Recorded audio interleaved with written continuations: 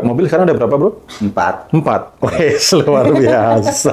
Saya, pengen mobil Lamborghini, pengen punya gedung 5 lantai, pengen ini pokoknya mah yang impian-impian kayak gitu. Pengen keliling dunia kan gitu. Ini. Jadinya tuh, tidur lagi. Habis tidur, bangun tidur kan, lihat lagi di kaca ya, semangat lagi. Kan aku cuma lulusan SMP, latar belakangku cuma pemulung gitu kan, korban diludahin orang. Kalau energinya ngalir ke masa lalu terus, ada nggak yang ngalir ke masa depan? Nggak ada. Padahal energi ini pembentuk peristiwa.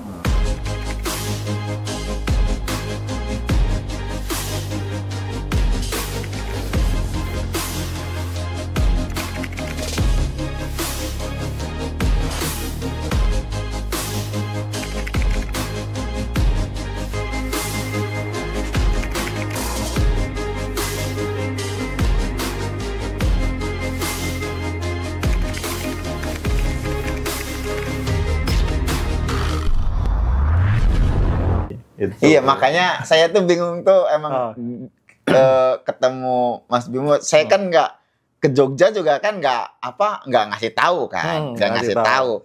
Mas Bimo di grup, saya kok Jogja bro ya kan. Saya udah di Jogja kok tahu kata saya kan. Nih kencang banget sih kata saya sinyalnya Mas Bimo udah kayak gitu kan baru saya share. Nah pagi-pagi yang saya bingung tuh. Saya buka koper, pakai baju, ambil aja baju kan putih semua. Saya ambil baju, pakai. Pas pakai, pemikiran saya kan mau ke Om Dardiri dulu, Mbak. Baru ke Om Bimo. Pakai baju, pakai baju Om Bimo nih, buat turun ke lobby. Om Bimo kan WA. Udah bangun bro, udah, kok nih orang tahu aja sih kata saya. Dan saya juga nggak ngertinya gini loh Mas Bimo, nggak ngertinya ini istri saya.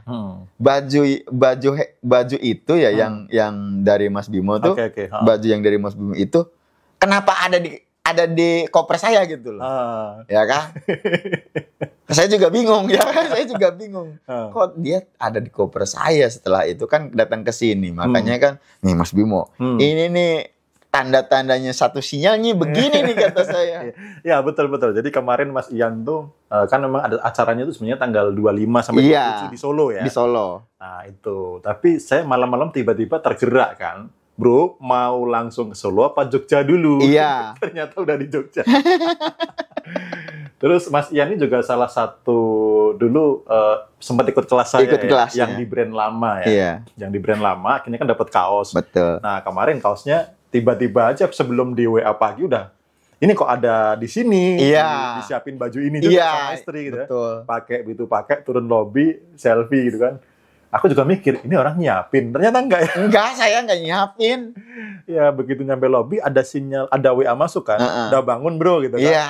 Nah, itulah, di tata energi itu gitu, bahwa ketika ada sesuatu yang sefrekuensi, ketika kesadaran kita everything is connected, maka terkoneksi.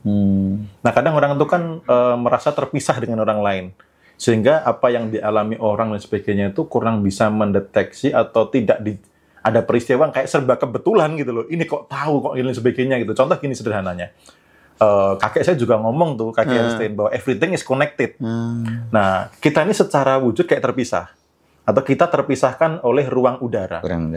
Bahasa lainnya sebenarnya ruang udara ini menghubungkan kita. Atau selat Sunda, selat yang memisahkan Pulau Jawa dengan Pulau Sumatera misalnya. Padahal sebenarnya selat Sunda ini menyatukan Pulau Jawa dan Pulau Sumatera. Nah, everything is connected itu seperti itu. Sehingga kadang kita batin apa, kesampaian, kita mikirin temen, tiba-tiba dihubungi, termasuk tadi, ini punyaku. Nah, semesta ngerespon tuh. Ini loh, Yan, caranya gini, tiba-tiba dia digerakin orang yang harus kirim barang, nggak perlu bayar dulu, gitu ya. Tender yang, berapa, 5M tadi ya? 4M. Yang secara logik, orang finance ini nggak ada uang, ternyata disuruh bertahap gitu. Bingung saya kayak gitu-gitu. Itu jangan jangan dipikir secara logik. Iya. Jadi nggak perlu dianalisa secara logik. Makanya kadang ada teman bertanya gini di komunitas itu ya, Mas Bimo, aku meditasi tuh, tadi tuh di kepala ada senut-senut, apa ya artinya? Saya selalu bilang gini, nggak usah dicari artinya. Artinya segala sesuatu yang misteri, jangan diturunkan ke ranah logik. Jangan diurai lah. Jangan Udah, diurai. itu bukan misteri, bukan kontrol kita itu mah ya. Iya, supaya apa? Kita punya habit mampu nerima misteri gitu loh. Iya. Nah, kalau apa-apa di logik, apa-apa di logik, tadi tuh saya melihat ada cahaya lewat, itu tandanya apa? Nggak usah dipikir logik. Itu udah fenomena yang misteri. Oke, aku terima. Untuk apapun itu bisa jadi taunya nanti. Tapi sekarang jangan memaksakan menurunkan hal yang misteri ke tataran logik. Begitu turun ke logik, ya dapatnya sesuai logika. Nah, kamu punya habit yang menarik itu yang selalu dapatnya yang di luar logika. Itu loh, ini yang keren banget karena nggak membiasakan harus berpikir secara logik gitu. Ini mengkonfirmasi beberapa teori-teori fisika sih gitu. Iya. Fisika kuantum gitu. Mobil sekarang ada berapa, Bro? 4. Wih, luar biasa. Pemulung punya 4 mobil ya, gitu. Oke. Ya, yakin ketentuan Allah yang terbaik, bukan begitu? Betul. Yakin tuh udah nggak usah dipikir logik gitu ya. Gimana caranya bisa seperti itu? Ya, ikutin aja. Jadi gini, saya selalu kalau ngelihat orang berhasil, mesti yang tak analisa tuh yang nggak kelihatan. Jadi bukan yang kelihatan tuh ya oke, tapi nggak terlalu ya, karena aku belum tentu bisa meniru. Gitu, misal jual beli komputer, belum tentu aku bisa niru. Misal bisa pun, belum tentu rezekinya sama. Tapi kalau dibalik itu melakukan hal yang sama, aku pasti juga bisa gitu loh. Makanya kita ada beberapa kemiripan. Aku tuh baru semalam sadar, iya ya, aku tuh pernah jadi pemulung juga sebenarnya. Waktu begitu lihat anak dikasih gula merah, aku pernah nyuapin beberapa kali pakai kering tempe sama kecap. Bahkan pernah di momen anak saya mau minum air putih dari galon, habis kan? Ya, minumnya habis. Apa yang tak lakuin, Bro? Minjem uang temen. Udah nggak ada uang hanya untuk beli 1 galon tuh pernah aku nggak ada gitu loh.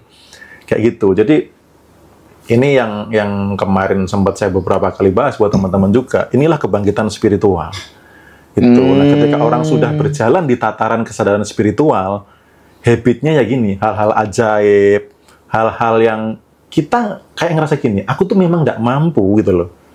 Tapi karenanya jadi mampu gitu loh. Makanya ketika, itu respon yang tepat ketika tadi ada orang luar mau kirim barang, ini pasti karena Tuhan gitu kan. Tuhan yang menggerakkan hati Tuhan gitu. Hati Tuhan, akhirnya terjadilah ini. Itu sudah kesadaran yang bagus. Nah, orang-orang di kesadaran spiritual itu, mereka sudah tidak terlalu tertarik dengan yang nampak, yang kelihatan gitu.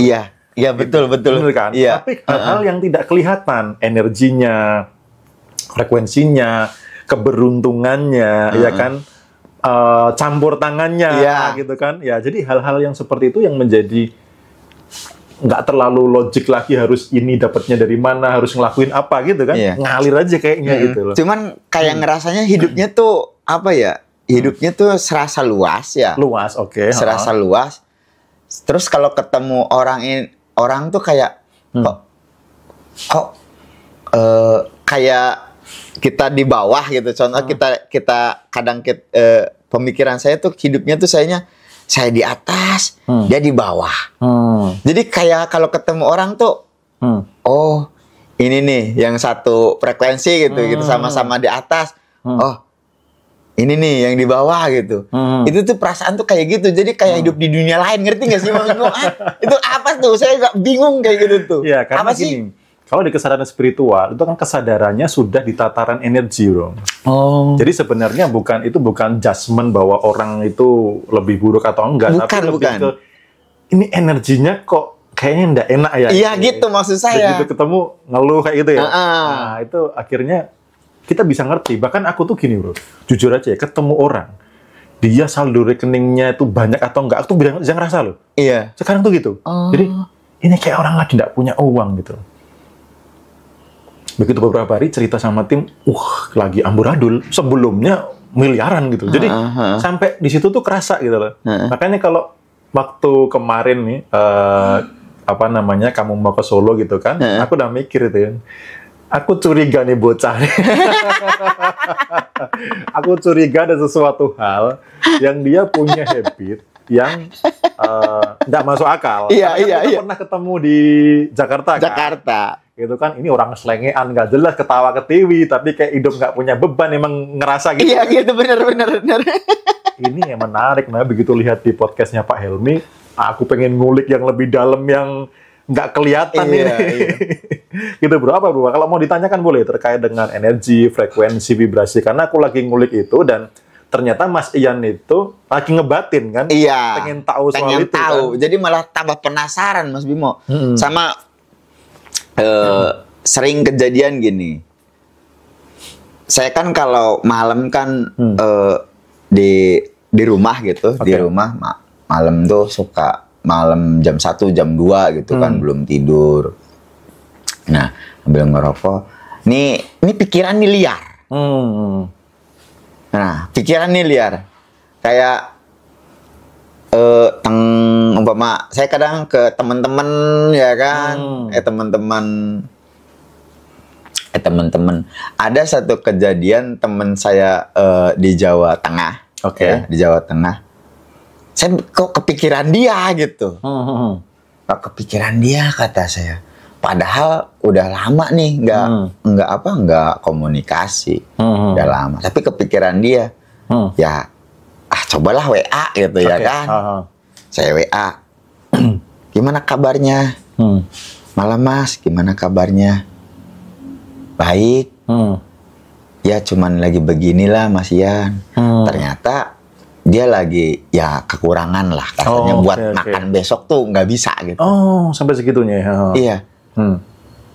Kata saya saldo dia tuh dia WA saya tuh tinggal berapa ya? Tinggal 5.000 apa 10.000 gitu. Sedangkan buat sesuatu lah dia buat keluarganya dia nggak ada. Kata saya, ya udah Mas ini saya coba bantu gitu. Akhirnya saya transfer, udah kayak gitu. Dia bilang makasih banyak Mas yang gini-gini. Saya tuh dari sore gitu. Dia tuh mikirin di besok gimana gitu loh. Nah, cuman yang saya bingung ya. Saya kan banyak juga teman-teman. Saya bukan dia doang, ya kan? Ngerti nggak? Ya kan maksudnya. Saya banyak juga teman-teman saya tuh, yang teman-teman saya tuh. Tapi tiba-tiba pikiran saya tuh kayak sinyal kok inget dia gitu.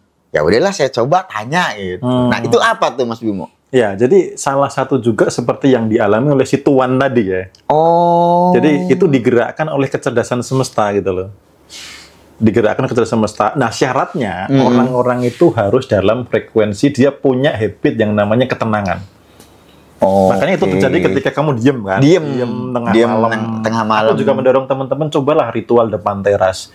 Ketika anak istri udah tidur, cobalah ada waktu untuk sendiri, untuk meresapi hidup ini hidup gimana, atau untuk hanya sekedar diem nanti ngalir aja ada perintah apa. Nah, itu memang salah satu dorongan kecerdasan semesta yang bisa juga dibilang sebagai intuisi yang bahwa Mas Ian memang mau dipakai olehnya gitu loh untuk menyelamatkan orang ini, karena kan aku nggak bisa turun langsung tuh ke temen itu kan, nih duit nggak bisa kan, harus minjem tangan orang lain kan gitu.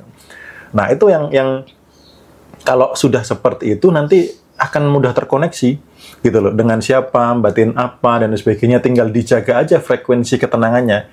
Karena itu nggak berlaku buat orang-orang yang gerubah-gerubuk, yang panikan, yang cemas, khawatir, takut, itu nggak berlaku sinyal-sinyal itu. Itu halus soalnya ya? Halus. Makanya ketika inilah yang dinamakan isi adalah kosong, kosong adalah isi. Ini.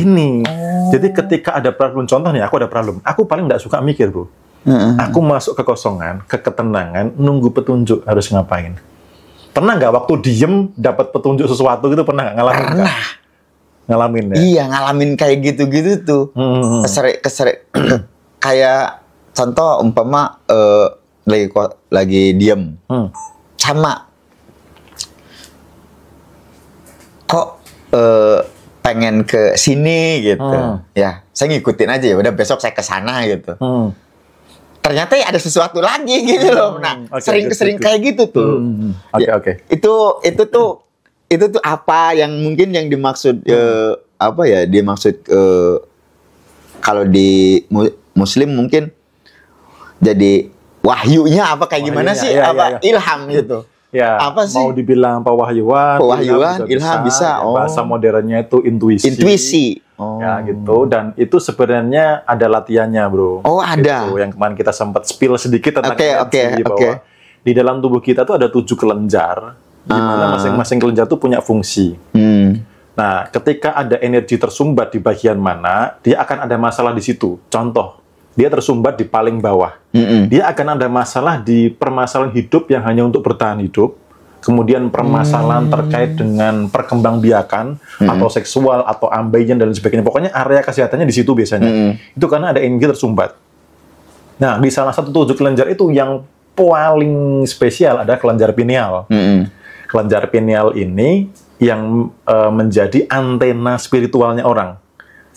Dia berfungsi sebagai transmitter termasuk receiver.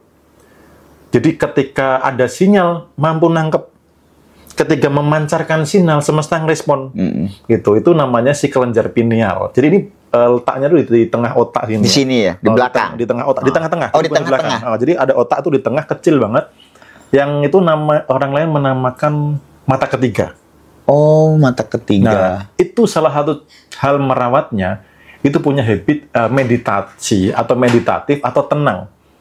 Gitu. Ketika gelombang otak ini nggak terlalu kayak angin ribut gitu, dia tuh makin oke, makin peka. Apalagi nih bro, di kondisi kamu kayak gini, coba nanti kamu stop pakai pasta gigi yang fluoride, ambil yang non fluoride. Itu nanti lebih tajam lagi. Itu. Nah, ketika kelenjar ini oke, maka kita makin sakti gitu loh. Iya, serius, makin sakti. Siap. Gitu. Dan saktinya hubungannya udah ke tataran atas gitu loh. Aku juga beberapa kali mengalami case-case yang kadang tuh udah masuk akal. Contoh nih, konsultasi private gitu ya. Ini orang secara logik bisnis udah oke gitu. Tapi dia selalu merasa kayak uangku tuh kemana gitu. Sekarang aku punya cicilan yang senilai 70 juta per bulan cicilannya. Nah, tiba-tiba si kecerdasan pineal ini ada intuisi masuk.